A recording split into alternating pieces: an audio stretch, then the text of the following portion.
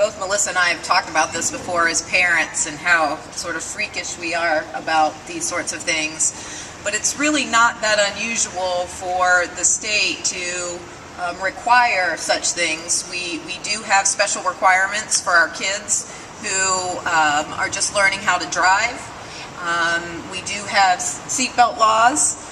We do have child safety seat laws.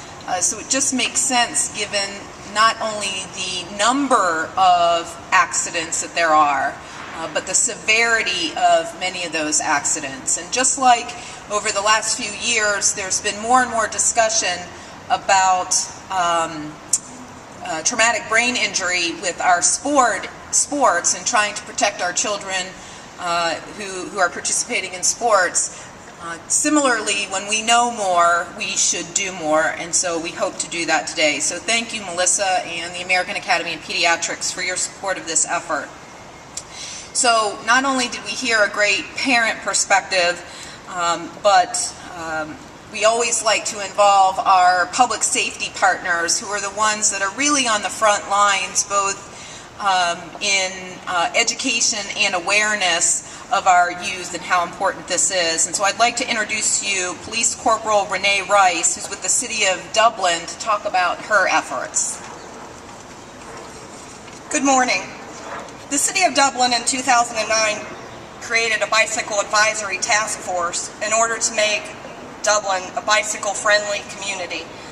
Part of this effort was to focus on engineering, education, encouragement, enforcement, and evaluation, the 5 E's. As part of that, in 2013, Dublin was issued the Bronze Award by the American League of Cyclists for its efforts in bicycle safety.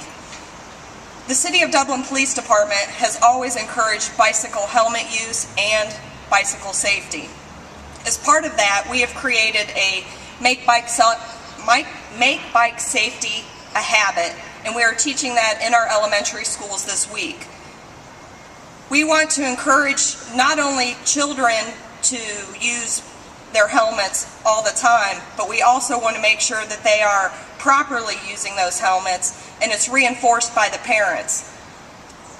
Ultimately, we want to reduce crashes, and we want to ensure that our kids are safe. Thank you. Thank you so much.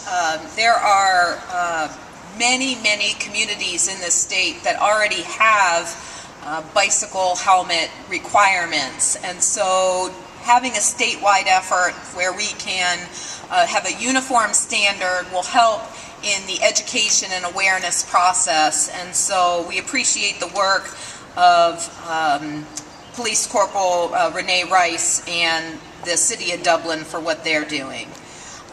Next, I'd like to invite both Dr. Denny and Dr. Cotton here to speak a little bit about some of the things that they come across with bicycle safety, and then we'll do a quick demonstration and answer any questions that you might have. So we're really lucky to have such amazing partners with Nationwide Children's Hospital right here in our community, where we can have some of the leading experts in child safety. So. Thank you, Senator Jones. My name is Sarah Denny, and I am the co-chair of the Injury Committee for the Ohio chapter of the American Pediatrics, and I work with Dr. Cotton on advocacy issues related to the chapter.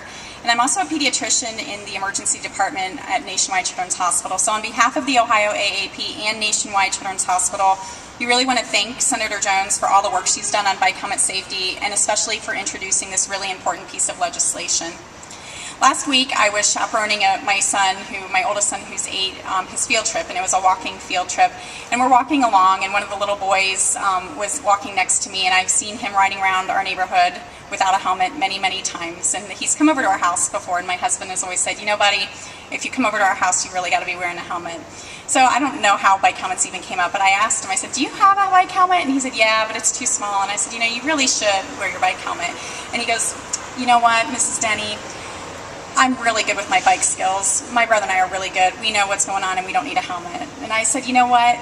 I hear that from a lot of people, and my own children are good bike riders too, But you never know when you're riding your bike if somebody's going to be not paying attention or texting while they're driving, or the teenager who's talking on her phone and eating her taco and putting on her lipstick all at the same time, or if you hit the gravel the wrong way. There's so many variables involved when you're riding a bike that it's just not worth taking the risk. Now, I don't know if he's going to wear his helmet from now on, but I think it is really important for people to realize it's not about your skill level. It's about protecting yourself from all the different variables. That's why professional bikers wear bike helmets. They're great cyclists, but just to protect their brain, it's really important. We know that bike helmets are effective. We know that 75% of bicycle-related fatalities could have been prevented if the person was wearing a helmet. We know that bike helmets reduce the risk of serious brain injury by 88%. Not only do we clearly know that bike helmets work, but we also know that statewide bike helmet legislation for children increases helmet usage in kids. And we also know that there's some carryover effect, that even in states where there's bicycle helmet legislation introduced for kids, it often carries over to the fact that then adults in those states tend to wear helmets more frequently as well.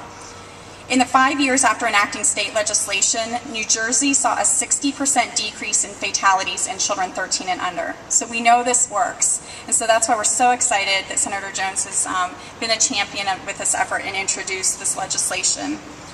Brain injuries from these accidents can be life-altering, as you heard in Bailey's story, and even fatal. And in addition, they're very costly. We know that these $10 bike helmets can save the healthcare system $41 per child. On a broader scale, we think that we could save up to $256 million in just 1 year if 85% of the children injured in bike accidents wore a helmet. So spring is finally here. We hope, we think, this is promising. So be safe, put a bike helmet on, put one on your child, put one on yourself, and take advantage of this opportunity to let your legislators know how important this legislation is and to support Senator Jones in her effort. I'm going to take just 1 second. Patrick,